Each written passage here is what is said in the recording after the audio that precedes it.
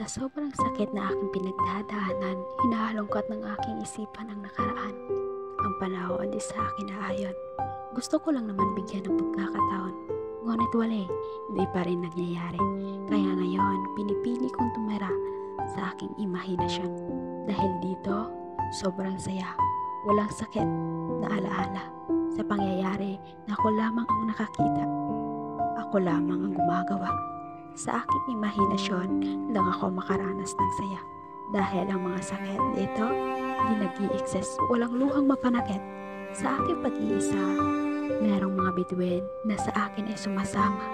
Nagsisilbi kong liwanag sa tuwing naalala ko ang aking realidad.